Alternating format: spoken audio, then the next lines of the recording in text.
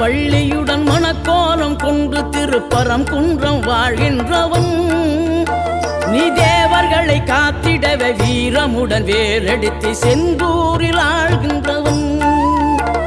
மாங்கனிக்கு கோபம் கொண்டு பார்ப்புகழும் பழனியிலே ஆண்டியன கோலம் கொண்டவன். நீ தத்துவத்தின் சாரெடுத்து சுவாமி மலை எல்லையிலே தகப்பனுக்கு பாடம் சொன்னவன்.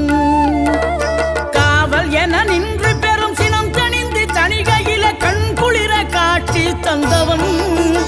நீ பாங்குடனே கருள் தரவே பழமுதிரும் சோலையில பரஞ்சோதியாய் நின்றவன்.